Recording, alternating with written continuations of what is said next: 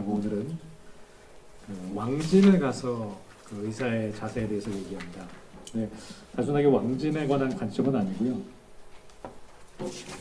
또한 병가에 들어갔을 때, 그 아픈 사람의 집에 들어갔을 때, 그 집이 아무리 아름답게 장식되어 있다고 하더라도 좌우로 한눈을 팔아서는 아니 되고 관연의 음률이 귀에 들린다 하여도 이 즐거움에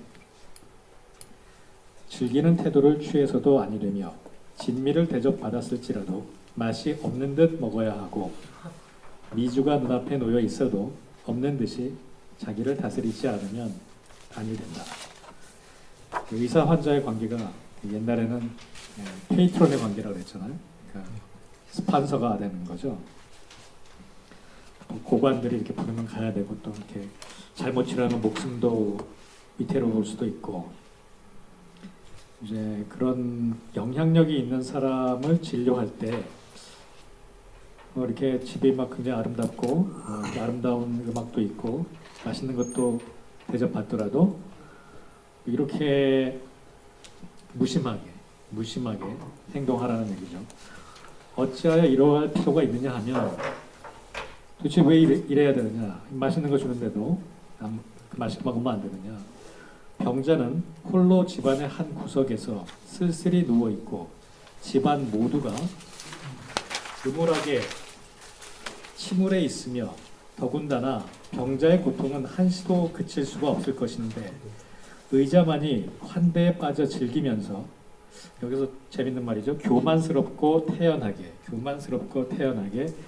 자족한다는 것은 인신이 함께 부끄러워할 일로서 지성, 덕에 이르는 사람으로서 행할 수 없는 일이기 때문이다.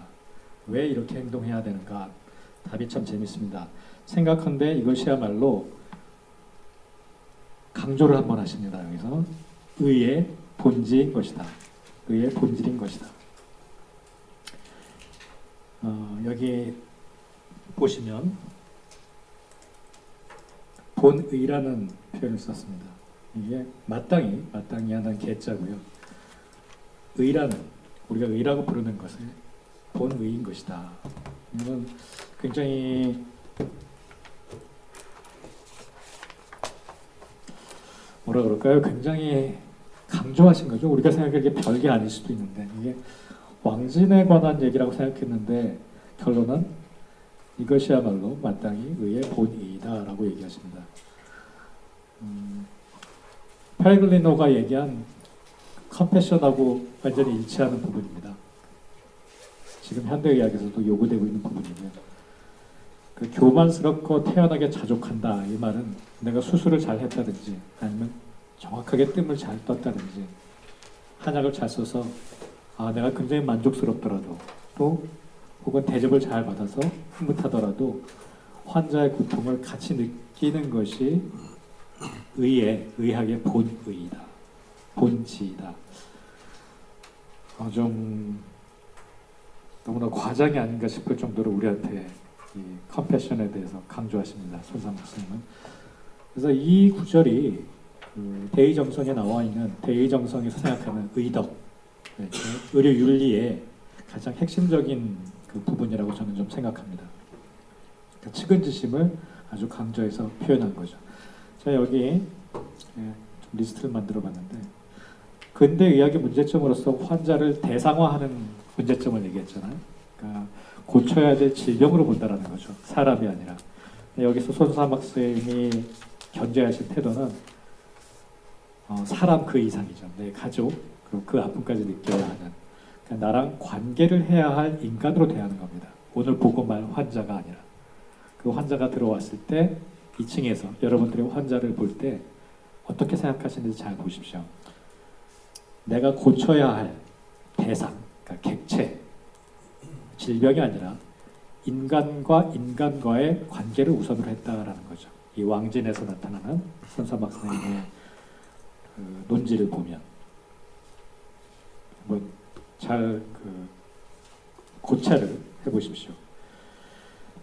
다음 문단은 의사의 수양에 대해서 얘기합니다. 의사의 명의의 모습에 대해서 전에 기억하세요? 전에 명의의 모습에 대해서 업신여김을 받지도 말 것이며 너무 교만하지도 말 것이며 그 중간을 잘 유지하라고 하셨죠. 너무 권위적으로 환자한테 하지도 말고 그렇다고 또 너무 여유롭게 희희낙낙하지도 말 것이라고. 두 번째 다시 의사의 모습에 대해서 이야기하십니다.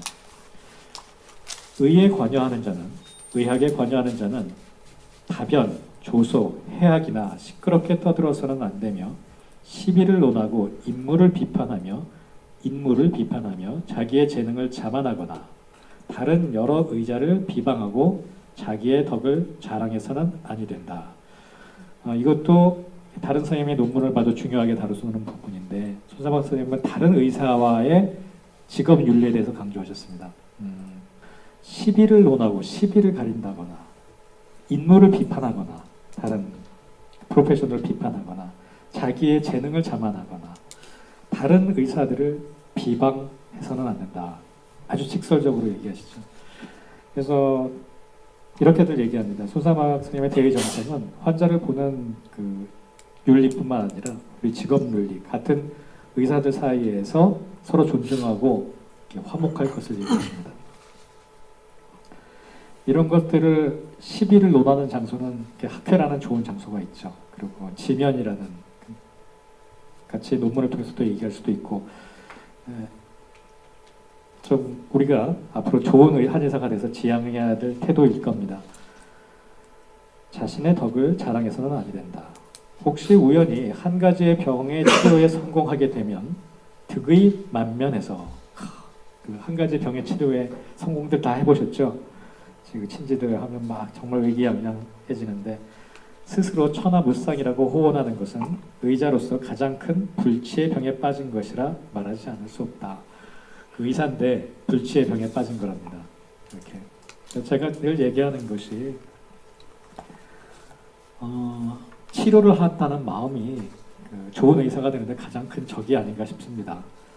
왜냐하면 치료를 하겠다는 마음이 없으면 환자를 사람으로 보지 않고 질병으로 자꾸 보게 되고 문제점으로 파악하게 되고 그러다 보니까 환자 볼 때마다 스트레스 받고, 왜냐하면 문제가 늘 풀리는 건 아니거든요. 또 어쩌다 그 문제라도 풀게 되면 득이 만면해가지고 자기 재주가 뛰어난 줄 알고 이런 것들이 참 그 의사로서 불치의 병에 빠진 것이라고 얘기합니다. 근데 저도 개인적으로 40 넘어서까지 딱 욕이 나오는 불치의 병에 빠진 의사였던 것 같습니다. 좀 어려운 얘기죠. 제가 여기 리스트를 또 만들어봤습니다. 말이 많고 시끄럽지 말아야 한다. 그리고 시비를 가리지 말고 다른 의사를 비난하지 말아야 한다. 치료 효과나 자기 재능을 자랑하지 말아야 한다. 그리고 묵묵히 자기 수양에 힘써야 한다. 자, 마지막입니다. 이제 마지막 결론 부분이고요. 노자가 이르기를 사람이 양덕을 행하면 사람이 스스로 이에 보답을 해주며 사람이 음덕을 행하면 귀신이 이에 보답한다. 이게 불교에서 얘기하면 업보 같은 건가요? 사람이 양악을 행하면 사람이 이에 보복하고 사람이 음악을 행하면 귀신이 반드시 해를 준다고 했다. 음과 양의 두 길이 각기 상보하고 서로 도와준다는 얘기죠. 상보하고 있는 것은 결코 거짓이 아니다. 이것이야말로 의자로서 자기가 가진 재주에 의지하여 재물의 취득에만 전념해서는 안 된다는 이유이다. 오직 운이 나쁜 사람의 고액을 구하겠다는 마음을 일으켜, 고액은 이제 괴로움입니다. 환자의 고통을 구하겠다는 마음을 일으켜 그로 말미암아 스스로의 행복을 깨달아야 하는 것이다. 여기서 뭐 생각나는 게 있죠. 고대 그리스 철학자의 말이 생각나죠. 그리고 병가가 부의한 것을 이용하여 진귀한 약을 배제하여 섞어서 병자가 구하기 힘들어하는 것을 기화로 스스로의 공과 능력을 자랑하는 것은 병자에 대한 성실과 동정심을 베푸는 일이라고는 말할 수 없다. 결론입니다. 의인의 의도하는 바가 사람을 구제하는 데 있기 때문에 지루하게 내가 여기서 논하였지만 사실 이것은 의자로서 한의사로서 진심으로 부끄러워해야 할 사항이다. 이렇게 재물을 취하고 재주에 의지해서 자랑하고 하는 것들이 모두 부끄러운 일이라고 마무리하십니다. 여기서 제가 다시 한번 읽어보겠습니다. 환자의 고통을 구하겠다는 마음을 일으켜 그로 말미암아 스스로의 행복을 깨달아야 하는 것이다. 에서 생각나는 말 없으세요? 1번 프로네시스, 2번 소피아, 3번 에오다이모니아. 그죠? 네. 여기 이렇게 보면 오직 구하고자 하는 마음으로 스스로의 행복을 깨달아야 하는 것이다. 그러니까 또 재물이 들어와서 행복한 것도 아니고 내가 환자의 질병을 이 어려운 병을 고쳤다고 내 자신이 자족하고 행복한 것도 아니고 오직 환자의 아픔을 덜어주고 하는 행동 자체에서 내가 그렇게 생각처럼 돈을 못 벌더라도 또 그렇게 환자한테 대접을 받지 못하더라도 그 일 자체에서 내가 충만감과 행복을 느끼는 것이 의사의 도리라는 말입니다. 덕윤리가 다 비슷하게 통하는 부분이 많이 있죠. 어때요? 대의정성. 자, 길지 않은 문서지만 우리가 한 글자 한 글자 다 읽어가면서 마무리 적었네요. 어려워요? 어떤 면에서 어려운가요? 저는 그게 제일 힘들었던 것 같아요. 이렇게 환자를 질병으로 안 보고 이렇게 인간으로 보면서 겸손하게 하는 게 제일 힘들었던 것 같아요. 정말 40 넘어서야 조금 그랬던 것 같고 그 전까지는 제가 또 병원이랑 보건소에만 있다 보니까 늘 갑이었거든요. 그러니까 환자가 저한테 진료 못 받아서 그런 거지 녹화를 하면서 막 돈을 벌어야 되는 상황도 별로 없었고 하기 때문에 더 그랬던 것 같은데 그때 생각해보면 참 한심했던 것 같습니다. 대의정성대로 우리가 할 수 있을까요? 그래요. 선생님 아주 뭐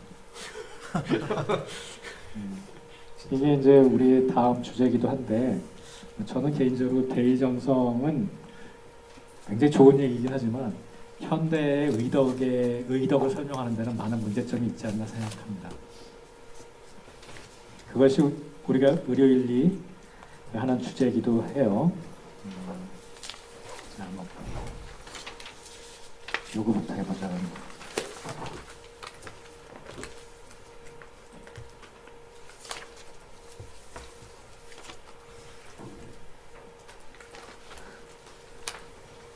근데 이거를 일찍 하니까 안 자는구나. 전에는 뒷부분 하니까 다 자던데 지금 일찍 하니까 안 자네요. 대의정성 할 때. 자, 우리가 이런 길을 밟아왔습니다. 여기 보시면 여기 보이세요? 네. 처음에 윤리학이라는 게 왜 생겼는지에 대해서 우리가 이야기했어요. 기억하시는지 모르겠는데 첫째 했던 것이 그겁니다. 그 전에는 어떤 지식을 습득하면 소크라테스 같은 경우 지행이 일치한다. 아는 거 알면 깨달으면 내 행동도 변하고, 그러니까 불교식 수행으로 따지면 도노하는 게 중요하다. 깨달으면 다 완성되는 것이다라는 얘기를 했는데 입장을 취했었는데 아리스토텔레스 오면서 행하는 게 그냥 행하는 게 아니더라 하고 어떻게 행하는가에 대한 학문적 탐구를 시작합니다. 윤리학의 시작은 잘 들어보세요. 윤리의 시작은 해고입니다. 인간이 존재하면서부터 윤리는 시작됩니다. 내가 이웃을 해치지 말아야 되고 뭐 법전도 있고 규율도 있고 사회적인 규약도 있고.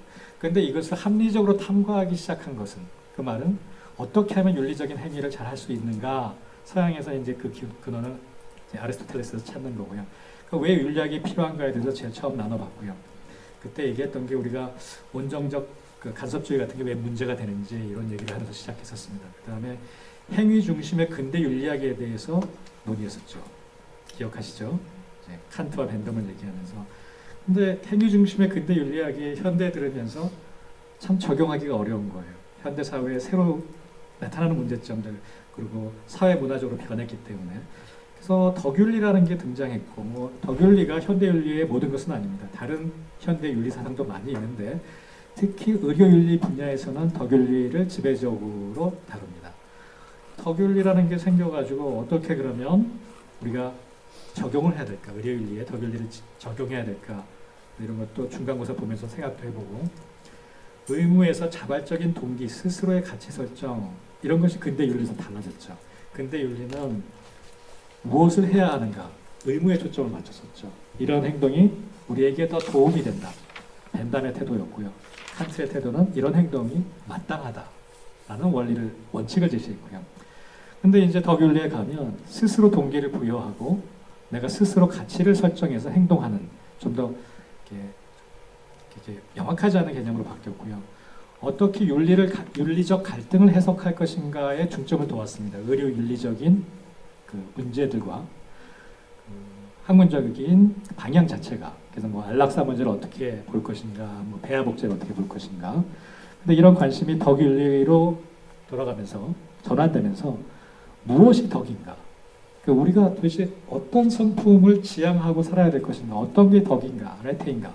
그리고 그 덕을 어떻게 수행할 것인가? 내 자신을 수양할 것인가? 그래서 여기 저희 아레테랑 에티케란 말을 썼습니다.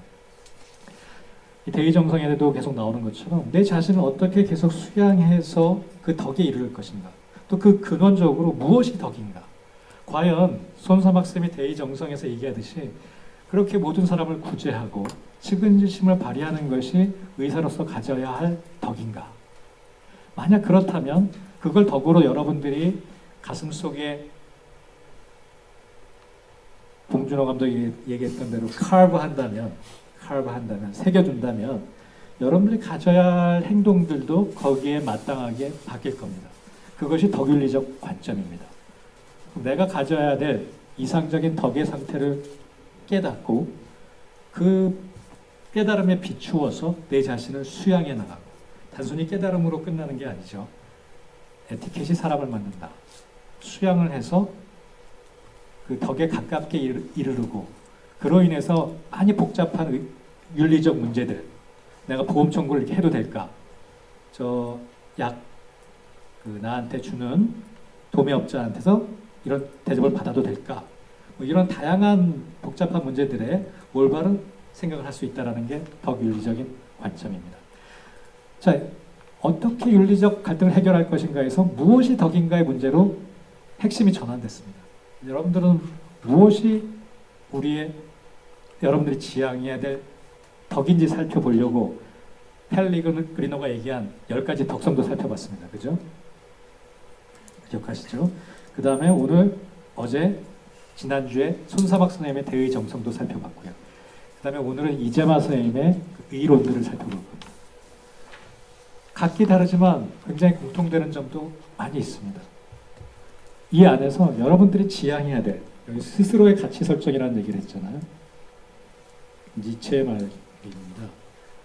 이제 현대사회는 가치관이 다 붕괴했고 신은 죽었기 때문에 우리가 우리 스스로의 가치 창조자가 되어야 한다. 덕윤리에서도 마찬가지인데요.